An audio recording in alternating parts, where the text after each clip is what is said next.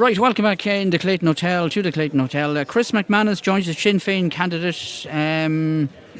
Chris, welcome. Thanks for joining us. Thank you, Niall, and great coverage as always in both general and local elections, as we always have, from yourselves and indeed the team from the ATU played a stormer over yesterday and today. Yeah, and I think a lot of people, I won't say they were surprised, but your performance in that exit poll was one of the talking points last night. But you've showed again today that you've been a very, very positive contender and still are a contender. Oh, absolutely, Niall. And the first thing I do want to do is take this opportunity just to thank the voters, all of them who came out yesterday in sometimes miserable conditions, but especially those who voted for myself and Martin Kenny.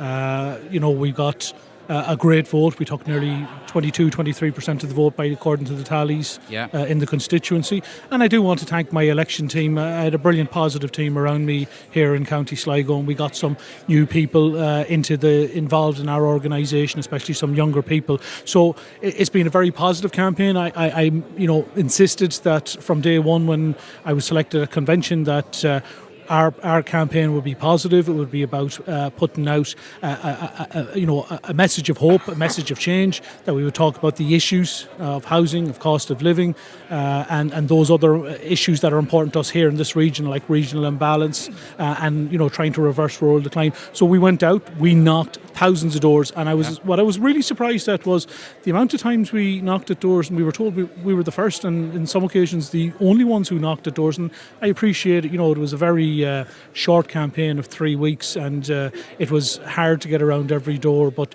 we tried our best, and we played a very, very good campaign, and the proof is there with us.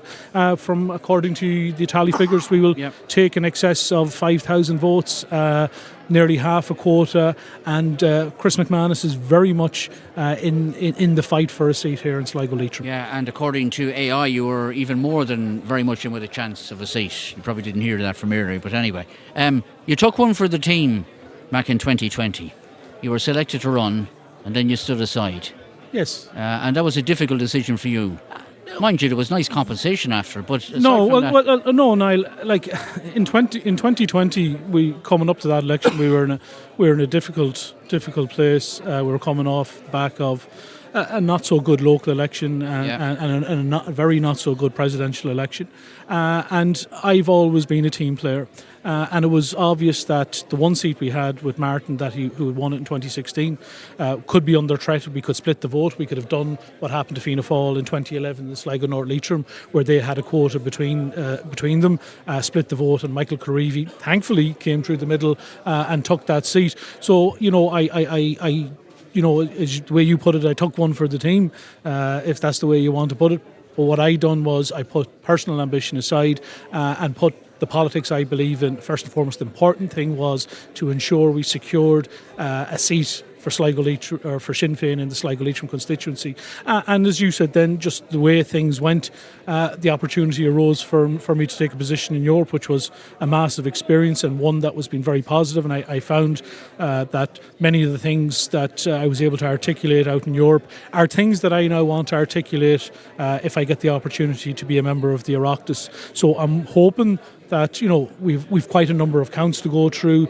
There is 15 to 20,000 plus votes that will yet still have to be transferred over the next 48 hours or so. So we don't know how it's going to land, but I think from the analysis I've been listening to today, most people are probably suggesting, and I think they're right, is that Chris McManus is going to be there right at the very end fighting for a seat. Right, okay, so the disappointment you obviously felt when you didn't hang on to your European seat in June, has that been softened somewhat by your performance today? Yeah, I suppose, Niall, if that's the way you want to phrase that question. Look, we didn't have a great day in the local and European elections, but I think this election has been very much about people focusing on, what type of government that they want, and the choices they were offered was either more of the same, or what we in Sinn Féin were saying is, if you want to change, you have to vote for change, and the only party that can lead a government for change is us and Sinn Féin. So yeah, we went out, and as I said, this has been a very good campaign, a very positive campaign. I'm very proud of the campaign that we ran and all the people who voted for us. And I think there's an acknowledgement there that, the politics that I espouse, coming from the left of progressive republicanism, are ones that chime with other people. And I just want to reference Councillor Declan Bree, who indicated support for myself and Gino O'Boyle and Martin Kenny yesterday through social media. I just want to acknowledge that support that was there amongst the broader progressive left here in the constituency. Okay, well, it didn't look like there was going to be a positive campaign a couple of weeks ago. So where is this Sinn Féin slump that was supposed to have happened? And arguably, we wouldn't have had a November election were it not for this slump in fortune for Sinn Féin. So what has happened? Sinn Féin went out and ran a positive campaign. We ran a campaign based on policies. We ran a campaign based on being able to show people that there was political choices to be made. It doesn't always have to be this way, that we've had two parties in government, like a revolving door, and now in union together, that there are options, that there are other political choices to be made. We've moved now beyond a two-party system in this state. We now have, the reality is that Sinn Féin is a major player in this state. In here, especially in our region, we are in most constituencies either the first or the second largest party. We're the second largest party here in Sligo-Leitrim. We're fighting for 2 seats. We will be fighting for 2 seats at subsequent elections from this, very much so. So, this is the new political reality. So people are now beginning to see, I have options. If I am not happy with the direction the country is going, I want change, and Sinn Féin is that vehicle for change. Okay, vote management, Martin Kenny referred to that earlier on this morning. Again, the envy of a lot of parties. Yeah, it's not an exact science, and obviously it requires continual tweaking and analysis of data from previous elections. But yes, me and Martin work as a team. That is who we are. Sinn Féin work together as a team. There was no, crossing county lines or putting up posters or leafleting. I heard actually this morning, I think somebody referred to South Donegal as part of my management area. It wasn't. County Sligo was the area that was mine to campaign in. So like in South Donegal or in Leitrim, I wouldn't have had put up a poster, knocked on a door, or tramped any street or handed out any leaflets in it. County Sligo was the area that was assigned to me, and as I said, we went out and we done the work. We improved the vote for Sinn Féin from the 2020 election in County Sligo, and I'm very, very pleased with that. Okay, before we ask the panel to come in, where are you going to pick up votes, Jesse? You've looked at what's ahead, and well, like I said, we have at least 15,000 plus votes to be transferred before we get into the sharper end of the counts, when seats will be beginning to be distributed, and we know who are going to be taking the seats. Look, there are left-wing candidates there. There are candidates there who are from the Sligo town, North Sligo area. These are all positives for me, and like I said, I know that people may be doing some tallying on number 2s for others, but at this stage we are going to start getting into areas where 4s, 5s, 6s, 7s, 8s, number 9s and number 10s become critical. And the one thing that I have, and I, when I was going around knocking on doors, and it's on the basis of my time out in Europe, is I had name recognition everywhere. And I know from running in 2016, which was the first and only other time I ran in the general election, and I was the last person eliminated. But in 2016, I didn't have that there at that time. But now, when I was knocking doors everywhere, if they didn't know me personally, but once I said who I was, immediately they instantly knew who I was, and that becomes an important factor as we start getting into the 7s and 8s and 9s. Mark, you wanted to make a comment in relation to Mr. Chris, it was a great performance, great party performance by Sinn Féin, but Chris, and definitely, the European experience didn't do any harm either. I think in the name recognition, as he's been speaking, and he's definitely going to be there to the very end. As we were saying earlier, that AI model has you actually taken the seat. They were talking about it earlier on, but definitely a very good. God, I think it was me who thought that you had Ballyshannon at that, but it was before those boxes were open. But obviously you didn't. It was Martin Kenny. So well done, and we'll be all here well into tomorrow, I think. Absolutely, and as I said, I for those of you who know me, know I'm very much an election anorak, and I'm crunching numbers the same as everybody else and extrapolating. But I think as we get into, like count 5 and count 6, it's going to be very, very difficult at this stage now to start seeing where we're going to be at.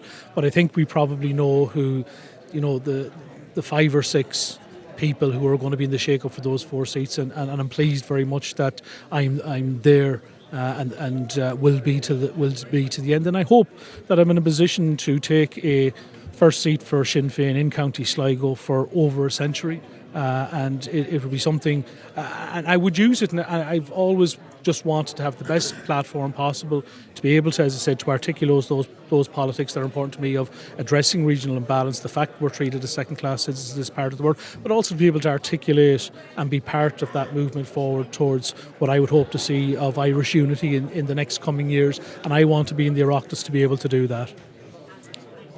All right, anybody else want to say anything to Chris? John? Yes, I'd just like to compliment Chris on his sterling performance in county. It's very much the vote that you got in the Euro election. I think he certainly held that vote very well, which was a remarkable achievement. And the vote management, it's very good that candidates agree effectively, and the vote management was very obvious from the very start. I think that it's certainly it's the first count, and as you said, with the eliminations, this is going to be a very close contest now. Yeah. All right. Yeah, it's John. It is. I always admire Sinn Féin's discipline in the way that they can manage their vote, and obviously, the challenge you are going to have today is, can you make up that 800 or so vote deficit you have with Michael Clark? Is he going to keep those couple of steps ahead of you?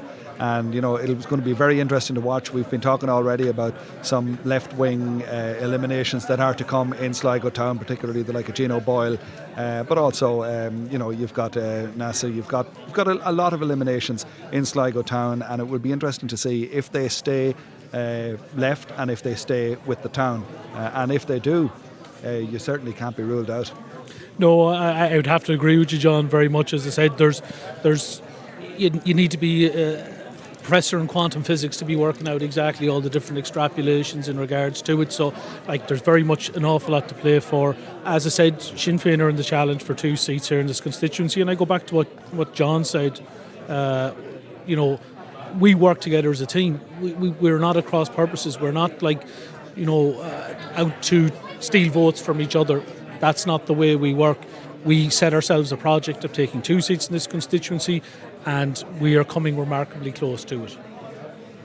All right, John, let's a quick word. I think Chris has to be complimented on the fact of holding on to the vote that he received in the European elections in Sligo. When you compare it with the local authority results in Sligo, he has basically tripled what Sinn Féin got in the local elections in Sligo. But I think that the big thing that's going to come into play here is that after the elimination of the town candidates, then we'll know exactly where everybody seems to be heading, because the town candidates always have a burden on it, and no one knows that better than me from back in 1982. When those townies again, John. Those townies again. They have the same right and the same voting power as anybody else, whether you're in the country or in the town. But the one thing that is becoming very obvious here is that there's going to be a notorious scrap for the last seat. Right, okay. We'll let you go now for now, Chris. No doubt we'll be talking to you throughout the weekend. And the best of luck to you, whatever happens. Magnificent performance, Chris McManus. First preferences, according to the tally, of over 5,000 votes, 5,158. A couple more comments. I'm not surprised that Eamon Scanlon is flying it. His team were the only canvassers that took the time to call to us. We live in a rural area, and 3 other teams called to a housing estate less than 1 kilometre away from us. It was very noticeable this time around how little value is left on the farmers and the rural community in general. Well, as we said earlier, maybe that's one of the reasons why Michael Clark is attracting as many votes as he seems to be. And somebody else in relation to turnout says, if the national turnout is around 53%, it's very disappointing. Irish people love complaining about everything, yet when they get a chance to vote, some don't even bother to go out and do so, which only takes a few minutes. I got my vote at 18. I've always voted in every election. I'm over 60 years now, and I've always voted. One of our family works in Dublin, always travels home to vote. He came down yesterday and has gone back today. Shame on those who have a vote and just don't bother to vote, but they will complain about every person who gets elected. Right, okay. Gino O'Boyle is with us, People Before Profit. Gino, you're welcome. Niall, thanks very much for joining us. You're coming in for the official announcement. We're just not too far away. Yeah, just in to show the face. Just while I'm here, well done all day. I've been listening to the discussions, brilliant stuff, all in-depth analysis. Mark, excellent. We have a new job for you after. Have you a job for me? We have it here. Because I'm looking for one. Yeah. But I'd also like to thank Richard the people. Boy Barr to look after him, so will he, Gino? You will. Different sides of the line. At the minute. But no, just while I'm here, I'd like to thank everybody who voted for us. Yeah. Again, we didn't get out too much. I think about 7 or 8 nights. To have the vote we got, we're happy out. We're more or less the same as we got in the last one. We're down about 90 or 100 votes. For us, it goes to show that there is still a core vote there. It's something you can build on. So we'll have a meeting in the next couple of weeks to decide how far we go anymore. You know, it's always tight when you're a small party to try and get out, get the resources. I think my overall cost for the election was €1,600. Wouldn't be peanuts compared to most of them. You know, they're in the tens and 20s of thousands. But we're overall happy out. Yeah. You know. And of course, Declan Bree gave you his backing. Chris McManus as well, but he gave you his backing as well, didn't he? Yeah, I was delighted with that. Declan, as everybody knows, 50 years of experience, the knowledge he has. He's like the grandfather of us all in the council. He's wealth of experience, but again, it's something to be building on down the line. I'm 40 years old. I'm here 10 years. I have another 20 years hopefully in me, or a wee bit more. We'll see how we go. Yeah. So if anybody can get anywhere like Declan Bree, I'd be very happy to say it. I work with him and I try to continue what he can do as well. Yeah, so you'll continue on, will you? You continue on being a candidate in future elections. I don't know if you heard the saying, third time lucky, so we'll see in the next one. You know, but it's been an experience. The good thing about going out the doors, again, like I says, we didn't get to canvass every door, but the doors you knock on, you get to hear people's problems. Yeah. Because you do get a lot of people leaflet dropping. Now, granted, we done some of it ourselves because you didn't have the time to get around, but to hear the experiences people are going through, it brings it home, the job that you have and the experience that you're trying to change. Were they local issues, national issues, combination of both? Look, housing is the biggest one. Yeah. There hasn't been enough housing built in the last 20 or 30 years in Sligo, social or affordable housing. Like, you know, I don't care what anybody says. Any issues that I've seen in the last 9 years has due to do with housing. And in fairness, the council are building. It's unfortunately taking a wee bit of time, but in the next 4 to 5 years, I'm sure we'd see a big build of houses. But it's not enough. Yeah. You know, if the threshold was raised on for the council housing waiting list, you'd see an influx of more people on the housing list. Yeah. Where are your number 2 votes going to? Did you prioritise anyone in your campaign? I was hoping to vote left and transfer left for everybody. I see Chris is after getting about 30%. Probably not what I was hoping for. I thought he'd get more. Yeah. But the way the voting goes, it's strange. I seen Frank Feehan was getting a couple of number 2s. Was he? So. Yeah. Okay. Michael Clark also seems to be doing well. So. Yeah, your colleague in the council, of course. Yeah, and Nessa was in the council, and same with Marie and Edel, you know. So. Yeah, but overall, please, as you say. 100%, like I says, small team now. You don't have the resources of the bigger parties. Ask any of the people that finish in the top 4 where they'd go with €1,600. Yeah.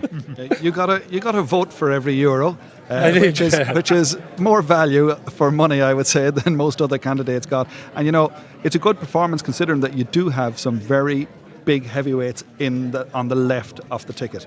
Yeah. You know, you've got the 2 strong Sinn Féin candidates who were both always in with a credible shot at a seat. And Sligo Town has been a congested part of the constituency. So I think €1,600, 7 nights out, competitive field.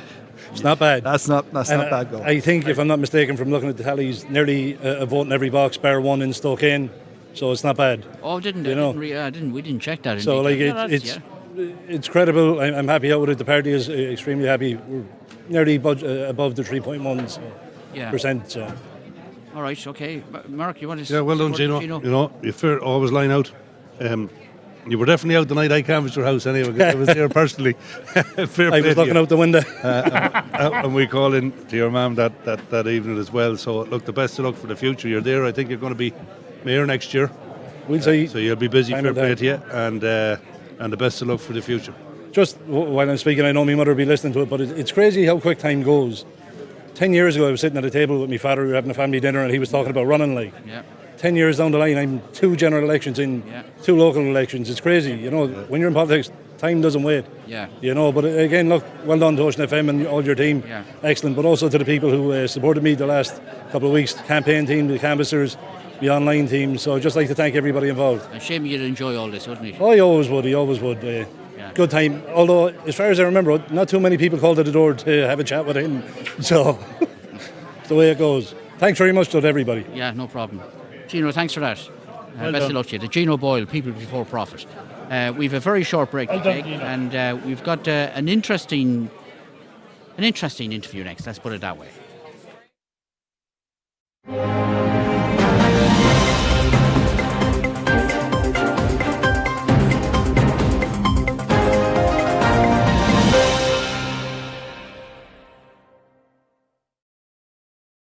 Welcome to Clayton Hotels, where every second is yours.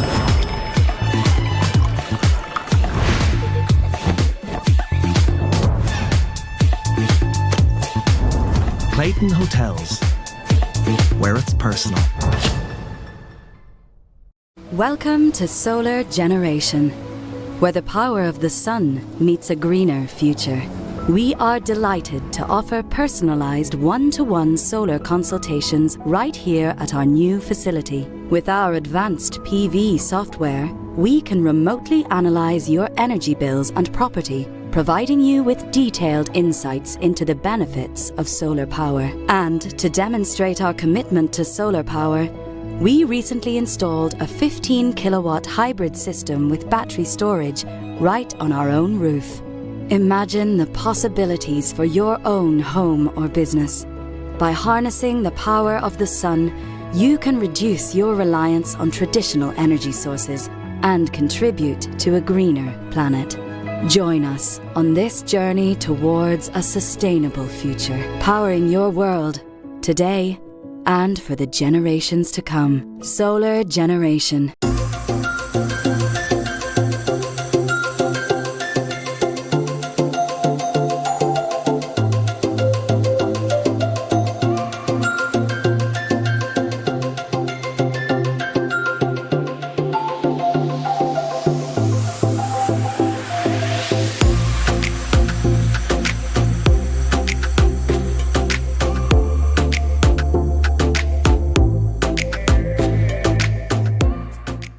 The Ocean FM car giveaway for 2024 is now live.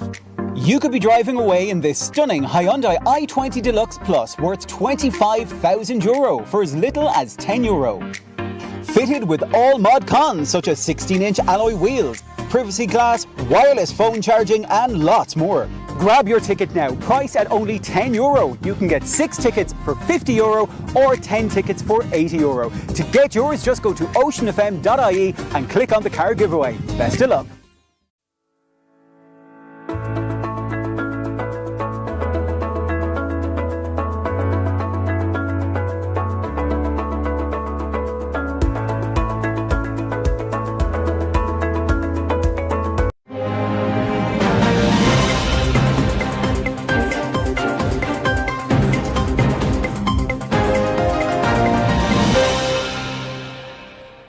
Now, we're back at the Clayton Hotel. We've got a very special feature now, an interview, and I hope I get all this right because it is slightly complicated, and I'm just going to give you a bit of background to this because everybody who has ever tuned in to Ocean FM or Northwest Radio election coverage knows John Comiskey for good reason, because when I first came across John back in 1991, the local elections which were held, the count was held in the Teeling Centre in Clooney, as I remember, and I was working as news editor in Northwest Radio at the time, and I was trying to put together an election panel, and I was told about a guy called John Comiskey, who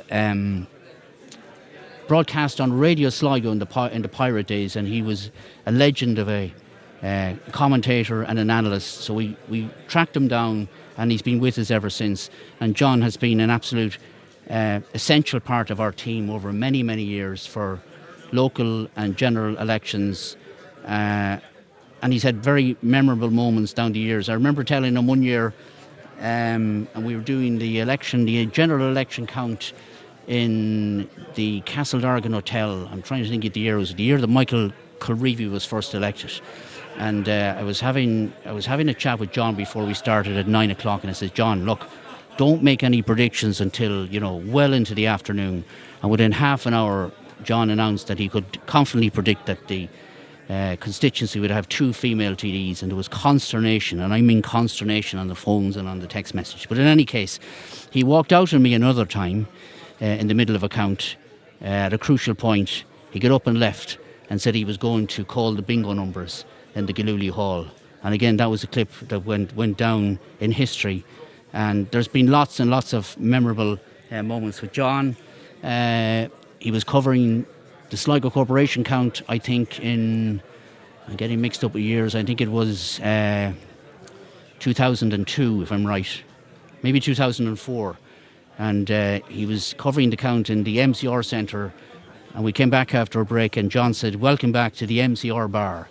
He was getting a bit mixed up that day. I think he was at a christening earlier on that day, John.